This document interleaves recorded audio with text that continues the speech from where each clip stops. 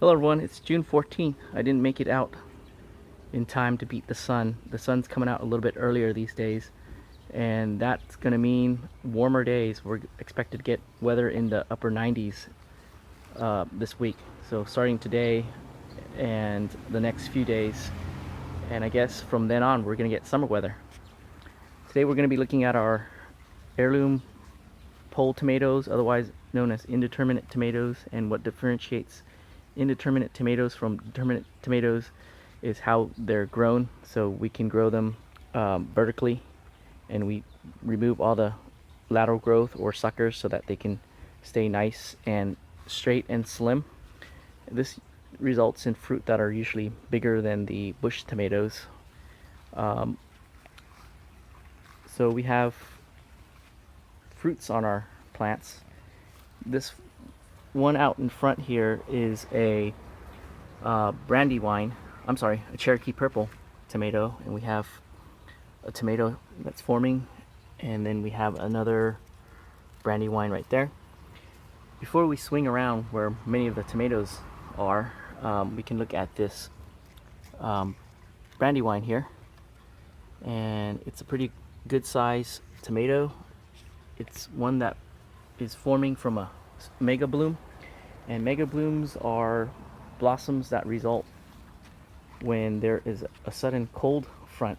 So if you grow your tomatoes and then the weather gets cold, they'll form these large blooms, and sometimes they result in large tomatoes. At the same time, those blooms are sometimes Siamese, and they can contain two tomatoes in one blossom, and you get some funky looking ones like this one here.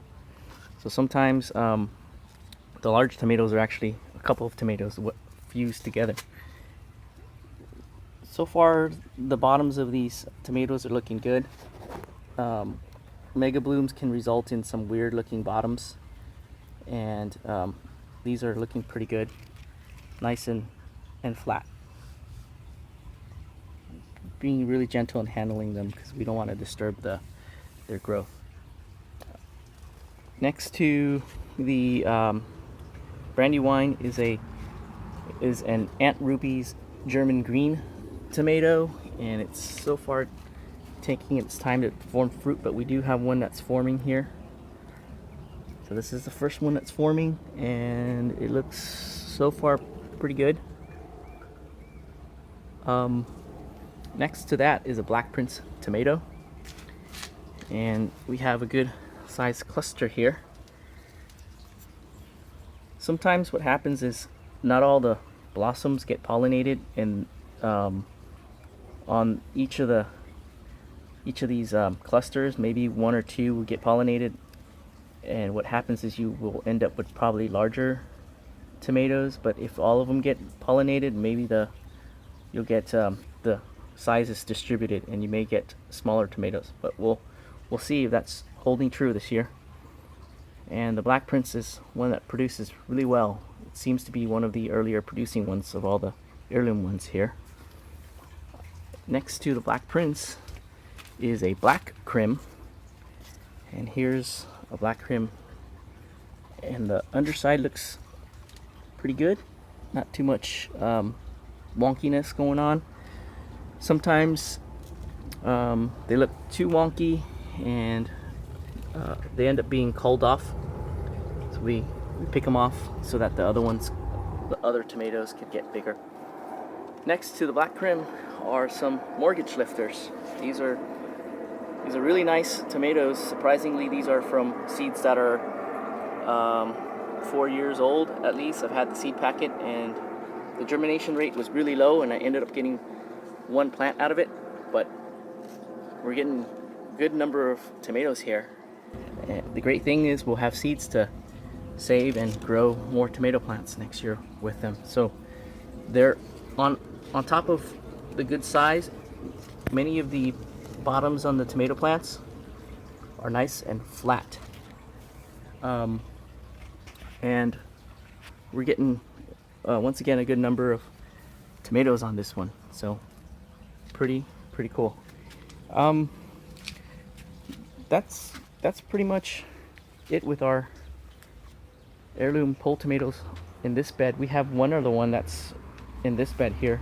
It's a Black Prince tomato, and it's making good sized fruit. So here's that example where the vine was able to pollinate 2 tomatoes. So we're gonna get some pretty good size tomatoes.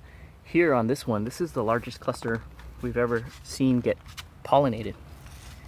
We're gonna end up with a medley of different sizes and get a cherry tomato size Black Prince tomato from this cluster. So let's swing you around.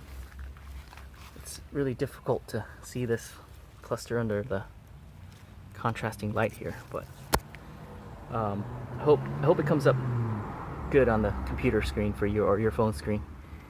And yeah, that's gonna be it for our tomato update as of June 14th.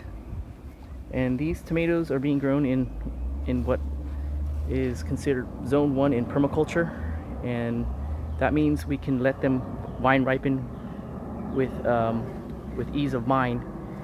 In zone 1, with the plants closer to the house where you're walking back and forth, the critters are less likely to come and chew at them, so we can let them vine ripen.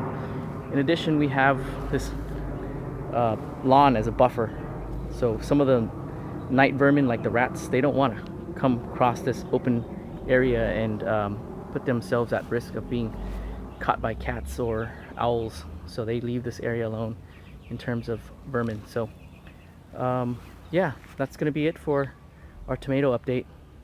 Hopefully we'll show you the bush tomatoes and how they're doing in the next couple of days. And with that, I'll see you in the next video. Thank you for watching. So there's lots growing on in the garden and lots to update. This is our patch of watermelon, the Klondike striped blue ribbon, and once we see the female blossoms, we'll come out and make a video and provide an update. So far it's just a lot of male blossoms, so that's what's going on here. And we also have other things like the giant pumpkin growing that we're doing, so that's something that we are going to do an update on soon.